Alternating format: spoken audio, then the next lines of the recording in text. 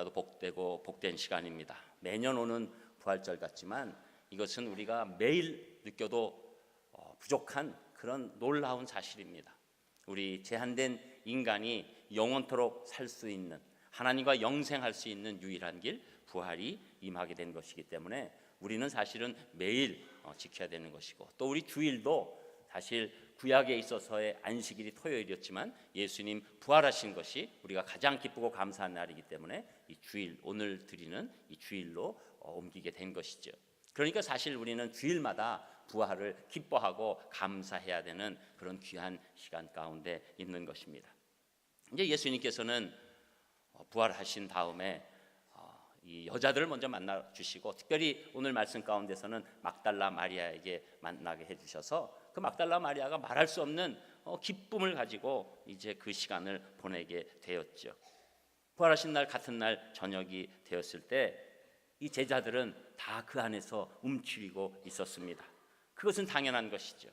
그런데 예수님께서 이 움츠린 제자들에게 주신 4가지의 놀라운 하나님의 복이 오늘 나타나기 시작하는데, 그 제자들에게 부활하신 예수님이 주신 복이 우리의 복으로 당연히 나타나게 되는 것이죠. 그래서 4가지 복 가운데서 첫 번째, 평강과 기쁨의 복을 주시는데 그 말씀이 19절, 20절에 나옵니다. 여러분 읽으셨지만 또 19절, 20절 한 목소리로 같이 읽겠습니다. 19절 시작. 이날 곧 안식 후 첫날 저녁 때 제자들이 유대인들을 두려워하여 모인 곳의 문들을 닫았더니 예수께서 오사 가운데 서서 이르시되 너희에게 평강이 있을지어다. 이 말씀을 하시고 손과 옆구리를 보이시니 제자들이 주를 보고 기뻐하더라. 아멘. 안식 후 첫날, 안식일 토요일에서 그 다음 날 우리 오늘 주일, 그 저녁 때 제자들이 유대인들을 두려워했다고 말합니다. 당연히 예수님께서 이스라엘의 메시아로 오셔서 자기들이 갖고 있는 이 압제들, 특별히 로마의 압제로부터 해방돼서 어떤 놀라운 일이 일어나고 국가가 되지 않을까라는 생각 가운데 있는데, 그 메시아라고 생각했던 예수님이 십자가에 아무런 힘도 쓰지 못하고 무력하게 죽고 마신 거죠. 그러니까 이 예수님을 죽였던 대제사장들과 바리새인들과 이 서기관들, 또 그 사람들을 따랐던 많은 유대인들이 그 죽인 예수님의 제자들을 가만히 둘 리가 없다, 이렇게 생각하게 된 것입니다. 그러니까 말할 수 없는 두려움에 문을 꽁꽁 잠그고, 이들은 그 안에서 뭉쳐지고 싶어서 뭉치는 것이 아니라 불안하니까 그냥 어쩔 수 없이 한 집에 모여있는 안타까운 모습이 된 것이죠. 그때 예수님께서 이들에게 오셔서 첫 번째 하신 말씀, 너희에게 평강이 있을지어다, 너희에게 평강이 있을지어다, 이렇게 말씀해 주신 거예요. 여러분, 이것은 우리 인간이 가져야 될 가장 큰 덕목이에요. 인간은 사실 편하게 살아도 평강이 없어요. 내 내면 깊은 곳에 정말 편하다, 이게 없어요. 금방 우리는 불안함에 휩싸이게 됩니다. 늘 어떤 일이라도 생기기만 하면 금방 불안감으로 모든 것들을 감당하지 못할 것 같은 그런 두려움과 걱정이 앞서게 되는 것이죠. 제자들은 당연했을 것이고, 우리 인생 가운데서도 늘 불안하고 초조하고 염려하고 근심하고 걱정하고 한숨 짓고 눈물 짓고 아픔 가운데 있고 실패 가운데 있고 질병 가운데 있고 특별히 절망과 죽음을 늘 생각하지 않을 수 없는 그런 안타까운 존재로 이 땅을 살아가고 있는 것입니다. 그래서 우리 생각에는 이번 고통만 없어지면 나는 평화로울 텐데 하면 또 다른 고통이 우리를 엄습해 오는 것이지요. 내가 그렇게 바랬던 것이 이루어지는 순간 또 다른 두려움과 걱정이 앞서게 되는 것입니다. 어떻게 보면 이상할 정도로 그래요. 이것은 사람들이 얘기하기 나름이라서 어떤 분들은 굉장히 많은 것 같고 어떤 분은 잘 지낸 것 같아도 그 심령들을 깊게 들어가 보면 다 불안한 거예요. 어떤 일을 하기 전에 두려운 거예요. 그런데 예수님께서 예수님 믿는 자들에게 처음 주실 수 있는 일, 평강이 있을지어다. 여러분, 지금 제자들은 모든 일들 가운데서 완벽하게 이루어졌을 때 예수님이 평강이 있을지어다 하시는 것이 아니라 가장 두려울 때, 평강이 있을지어다. 이렇게 말씀해 주시는 거예요. 저는 여러분이 지금 부활하신 예수님을 믿을 때 예수님이 주신 평강이 있을지어다 그 음성을 들으실 줄 믿습니다. 왜 그렇습니까? 그것은 하나님께서 이 땅을 창조하실 때 원래는 우리에게 평강을 주셨어요. 하나님과의 교제 가운데 평강이 있었던 세상에서 우리는 시작했습니다. 그러나 아담과 하와가 죄를 짓고 난 다음부터 죄가 들어오고 죄가 평강을 깬 거예요. 평강을 깬 죄는 마치 독성처럼 우리 인생을 장악하기 시작합니다. 그래서 죄의 독성의 결과는 내가 하나님과의 분리되어 있던 깊은 시면의 고백이에요. 우리 인간은 하나님이 차지하고 있어야 우리 마음에 평안함이 옵니다. 그러나 죄 가운데 하나님의 관계가 깨지니까 아무리 어떤 일이 된 것 같아도 나는 불안하고 두렵고 안타깝고 또 어떤 일이 올 것 같은 그런 삶이 되는 것이죠. 어떤 아내가 너무나 금술이 좋은 남편을 향해서 잘 살고 있는데도 불구하고 하는 얘기는 나는 남편과 이렇게 좋은 관계가 깨질까 봐 두렵습니다. 여러분, 인간이 그렇다는 거예요. 인간의 실존입니다. 우리가 죄의 문제를 해결하지 않고서는 도저히 불안감을 떠내려 볼 수가 없는 거예요. 그래서 예수님께서 십자가에서 우리 죄를 대신해 죽으시고 우리 죄의 사함의 증거로 부활하셨을 때 담대하게 우리 믿는 자들에게 너희에게 평강이 있을지어다. 너희들은 하나님과 화해한 줄 믿는다. 그러니까 너희 모든 상황과 모든 안타까움에서도 평강이 있을지어다. 이렇게 말씀해 주시는 거죠. 그래서 우리는 이 불안과 근심을 세상의 명예나 출세와 지식과 성공 같은 것으로 해결해 버리지만 해결했다고 하는 순간에 또 다른 두려움으로 늘 우리를 계속해서 악순환적으로 우리 인생을 끌고 다니는 겁니다. 우리에게 이런 두려움을 떠나보내실 분 부활하신 예수님밖에 없으신 줄 믿습니다. 부활하신 예수님 믿는 여러분에게 진정한 평강이 임하시기를 주님의 이름으로 축복합니다. 이 평강이 오면 그 다음에 오는 게 무엇입니까? 우리에게 이 기쁨이 온다는 거예요. 이 제자들이 손과 옆구리를 보니까 예수님이라는 것 확실히 알게 되고 그 말씀하신 부활이 이루어진 것을 알게 되니까 진정한 기쁨이 오는 것입니다. 여러분, 평강에 이어서 기쁨이 오는 줄 믿습니다. 오늘 여러분에게 평강에 이은 기쁨도 넘치시기를 축복합니다. 여러분이 평강과 기쁨을 얘기하는 것이 우리 주일날 매일 부활절처럼 기뻐하는 주일 예배가 되는 것이죠. 여러분, 그래서 우리 부활절은 다른 것 다 내려놓고 다 하나님께 맡기고 모든 평강과 기쁨의 잔치를 우리 심령 안에서 벌려야 된다는 것이죠. 그래서 우리는 너무너무 이 부활의 오늘 이 날이 그 주일 가운데서도 가장 평강한 날이요 가장 기쁜 날인 줄 믿습니다. 두 번째, 부활하신 예수님이 주신 복은 우리에게 사명을 주셨다는 것인데 그 말씀이 21절에 나옵니다. 우리 21절도 한 목소리로 읽겠습니다. 21절 시작. 예수께서 또 이르시되 너희에게 평강이 있을지어다. 아버지께서 나를 보내신 것 같이 나도 너희를 보내노라. 아멘. 또 평강이 있다고 우리에게 강조해 주신 다음에 이제 아버지께서 나를 보내신 것 같이 나도 너희를 보낸다. 이렇게 말씀해 주시는 거예요. 하나님께서 우리를 살리기 위해서 예수 그리스도를 보내주셨죠. 예수님께서는 우리를 살려주셨습니다. 우리에게 부활의 생명을 주셨습니다. 그런데 이제 예수님께서 다른 죽은 영혼들을 살리기 위해서 누구를 보내신다고요? 예수 그리스도의 부활을 믿는 자들을 보내주신다는 거예요. 여러분, 이것이 사명입니다. 여러분, 이 보내심을 받는다는 것이 왜 사명이라는 단어가 된 것이냐면 이 라틴어에서 미시오라는 게 보내신다는 거예요. 보낸다는 거예요. 그러니까 여러분, 미션이라는 단어는 보내심을 받은 자들이 받고 있는 놀라운 하나님의 명령이 되는 것입니다. 여러분, 이 사명은 성경에서 천사도 흠모할 만한 것이라고 얘기했습니다. 다른 영혼을 구원할 수 있는 유일한 존재는 예수 그리스도의 부활을 확실히 믿는 자들만 다른 영혼을 구원할 수 있다고 말하는 것이죠. 여러분, 사명은 우리에게 짐이 아닙니다. 우리의 특권입니다. 우리가 가져야 될 놀라운 삶의 의미입니다. 우리가 진정한 사명을 지키기 시작할 때 하나님께서 기뻐하시는 거죠. 그래서 예수님께서는 마태복음 28장 19절에서 20절에 보면 그러므로 너희는 가서 모든 민족을 제자로 삼아 아버지와 아들과 성령의 이름으로 세례를 베풀고 내가 너희에게 분부한 모든 것을 가르쳐 지키게 하라. 놀라운 사명을 우리에게 주신 거예요. 우리에게 복음을 깨달을 뿐만 아니라 세례를 줄 뿐만 아니라 그 자들에게 진정한 제자가 되도록 우리의 삶을 드려라, 이렇게 말씀하고 있는 것이죠. 여러분, 우리는 제자가 될 뿐만 아니라 다른 사람들도 예수님의 제자가 될 놀라운 사명이 있는 줄 믿습니다. 가까운 곳에서 또 우리는 선교사님을 통해서 놀라운 사역을 우리가 온전히 해드리는 것이죠. 저는 여러분들이 이 부활의 기쁨 가운데서 부활하신 예수님의 분부하시는 그 사명을 내 가까운 곳부터 지키는 귀한 분들 되시기를 주님의 이름으로 축복합니다.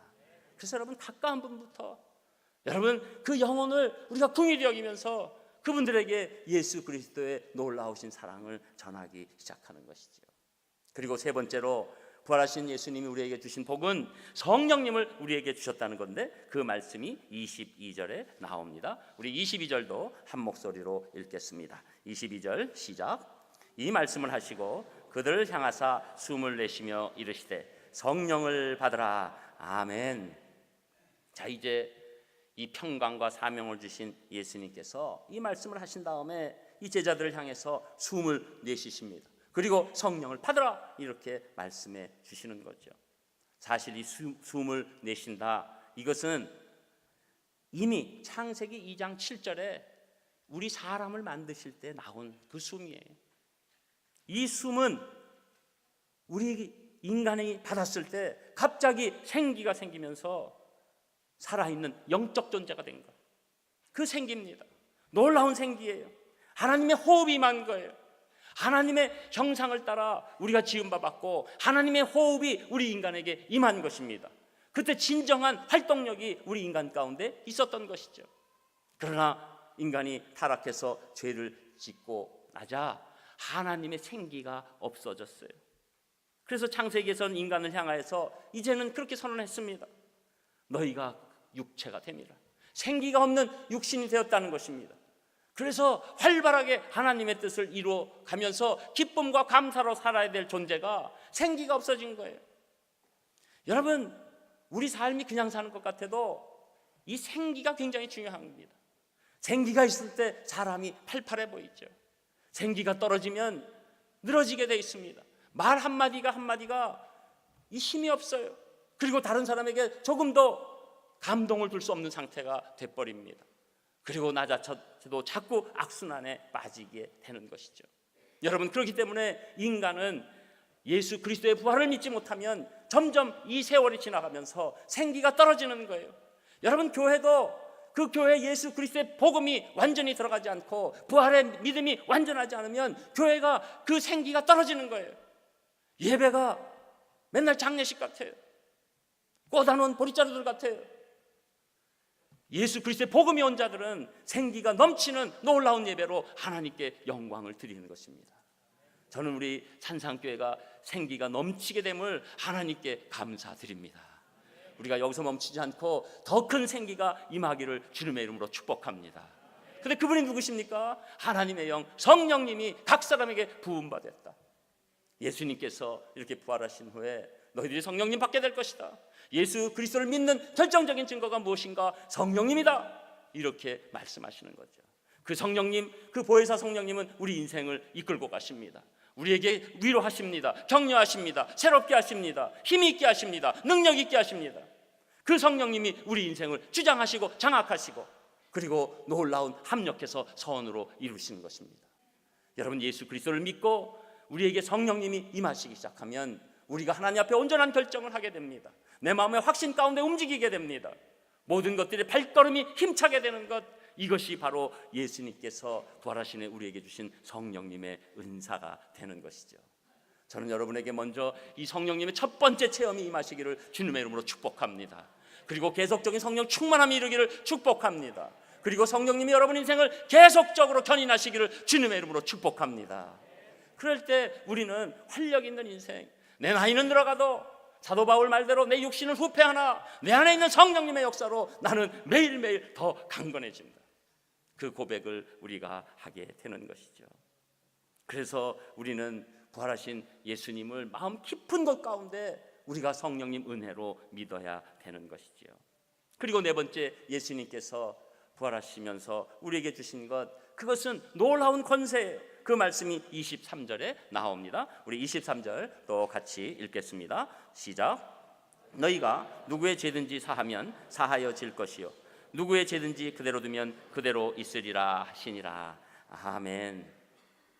여러분, 이것은 우리가 교만해지라고 이 말씀을 해주시는 게 아니에요. 우리가 그냥 멋대로 아무나 붙잡고 내가 기분 좋으면 누구에다가 너는 죄가 사해진다 뭐 이래서 어떤 탤런트가 이렇게 얘기하는 것처럼 되는 게 아닙니다. 이것은 그냥 권세가 아니에요. 죄 사함을 주는 권세예요. 죄 사함을 주는 권세가 우리에게 있다. 무슨 말일까요? 여러분, 이것은 우리에게만, 예수 그리스도의 부활을 믿는 자에게만 진정한 복음을 전할 수 있는 권세가 있다는 거예요. 그 권세가 나갔을 때 그들이 받아들이면 죄사함이 일어나니까 그것이 죄사함을 주는 권세가 아니고 무엇이겠습니까? 여러분, 우리는 가장 큰 권세, 죄사함을 줄 수 있는 놀라운 권세가 있는 사람들이에요. 우리는 더 이상 어깨를 축 처져서 살 사람들이 아닙니다. 우리는 하나님의 대사입니다. 하나님께서 명령하셔서 우리가 복음을 전했을 때 그들이 받아들이면 그들이 죄사함을 받는 놀라운 권세가 있는 하늘의 대사인 줄 믿습니다. 여러분, 우리가 지난번에도 일본에서 무슨 이런 소녀상 했을 때 일본 대사를 부르잖아요. 그게 무엇입니까? 그 대사가 갖고 있는 국가적 권세가 있다는 거 아니에요? 다시 쓸데없이 조용히 들어왔지만 중요한 것은, 여러분, 우리가 이 인생에 있어서 오는 가장 큰 자존감은 내가 이제는 죄사함을 받았을 뿐만 아니라 내가 인간의 영혼의 죄를 사할 수 있는 놀라운 복음을 가졌다는 거예요. 여러분, 그 권세를 어디에 먼저 주셨습니까? 교회에 먼저 주셨어요. 그리고 교회 안에 있는 성도들에게 주신 줄 믿습니다. 여러분, 우리는 이렇게 놀라운 권세가 있어요. 죄사함의 권세가 있는 것입니다. 그래서 이것을 발휘하기 시작할 때 하나님께서 주시는 부수적인 권세들이 인생의 권세예요. 여러분, 우리 말에 힘을 붙여주십니다. 우리 행동에 능력을 붙여주십니다. 우리의 전문 지식에 하나님이 함께 하십니다. 우리의 직장의 일에 복을 주십니다. 우리 가정에서 화합의 능력을 허락하십니다. 용서의 힘을 주십니다. 그리고 하나님 안에서 늘 기뻐하면서 살 수 있는 권세를 주시는 거예요. 다 어디에 집중됩니까? 우리의 죄사할 수 있는 권세, 거기에 집중되는 것이죠. 저는 오늘도 마음 가운데 나는 도대체 무엇인가? 나는 이 땅에 태어나서 나는 과연 이렇게 살다가 갈 안타까운 존재인가? 그렇게 고백하면서 오신 분들이 있다면 여러분에게 죄사함의 가장 큰 권세, 인간이 가질 수 있는 가장 큰 권세가 임하는 놀라운 자존감이 회복되시기를 주님의 이름으로 축복합니다. 여러분, 우리는 그냥 사는 게 아닙니다. 이제는 인생이 우리가 생각하는 내가 무엇을 달성하고 어떻게 하고 또 뭐를 어떻게 해서 어디에 올라가고 그리고 얼마나 부를 쌓고 이런 것들은 다 하나님이 주시는 부수적인 권세들이에요. 여러분에게 가장 큰 권세가 이미 임한 것을 실질적으로 믿으셔야 합니다. 여러분, 이 권세가 임한 자들에게는 더 이상 세상을 두려워하지 않습니다. 우리가 잘 알고 있는 선교의 아버지 리빙스턴은 그가 다시 영국에 돌아와서 많은 책들을 지었는데도 불구하고 십수년 만에 다시 아프리카로 떠나는 그 모습을 보고, 아니 이렇게 나이 들어서 이제는 또 후배 선교사들을 위해서나 후학을 위해서 더 노력하는 게 낫지 않습니까? 지금 노구를 이끌고 또 어떻게 아프리카로 갑니까? 그랬을 때 리빙스턴은 담대히 얘기합니다. 나에게 가장 큰 권세, 하나님께서 나에게 부활의 생명을 통해서 주신 가장 큰 권세, 죄사함의 권세를 내가 죽을 때까지 발휘하다 가기를 원한다. 여러분, 이것이 인생입니다. 저는 여러분이 오늘 다 짐 싸고 어디 떠나라는 말씀 드리는 게 아니에요. 여러분의 인생관이 완전히 오늘 부활의 아침에 바뀌어야 됩니다. 내가 붙잡고 있는 게 있어요. 나는 내 인생이 좀 이것만 되면 나는 다 될 것 같다.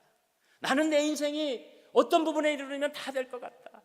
나는 내 자녀가 어떻게만 되면, 내 지금 이런 모든 상황이 어떻게만 변하면, 거기에 우리는 집중하면서 예수님 그 상황에 능력이 있으시니까 제가 그런 것들을 온전케 하는데 내가 응답받는데 거기에 좀 집중해 주세요. 이렇게 시작할 수가 있어요. 시작까지는 좋은 거예요. 그러나 우리가 응답받고 그 다음에 예수 그리스도를 온전히 바라보기 시작하면 우리 인생과는 이제는 달라져야 합니다. 예수님, 저에게 주신 가장 큰 권세를 발휘해 주시기를 원합니다. 그리고 나머지는 그 권세를 사용하기 위해서 붙여주시는 복이 되기를 원합니다. 제가 이 땅에서 있는 재물도, 내가 이 땅에서 있는 건강도, 내가 이 땅에서 있는 지식도, 내가 이 땅에서 있는 능력도 다 죄사함의 권세를 발휘할 수 있는 붙여주시는 복으로 하나님 저를 인도하여 주시옵소서. 이것이 우리에게 부활하신 예수님께서 주시는 진정한 인생관입니다. 여러분, 더 이상 여러분이 인생이 하나님께서 부수적으로 여기는 것에 의해서 끌려다니지 않으시기를 축복합니다. 가장 중요한 것을 잡을 때 여러분에게 필요한 모든 것은 하나님의 능력과 권세로 붙여주실 줄 믿습니다. 오늘 부활하신 놀라운 이 아침 가운데서 예수님 부활만 믿으시고 그 부활만 늘 생각하시면서 하나님께서 붙여주시는 복 가운데서 늘 기쁨과 감사와 더 나아가서 진정한 예배 가운데 감격이 넘치는 우리 사랑하는 귀한 산상교회 성도님들 다 되시기를 주님의 이름으로 축원합니다. 기도하겠습니다. 감사합니다. 오늘 부활하신 예수님이 우리에게 주신 것들 저희들 감사함으로 받게 하여 주셔서 놀라운 사명 감당할 때 평강과 기쁨으로 살 수 있도록 인도하여 주시옵소서. 예수님 이름으로 기도합니다. 아멘.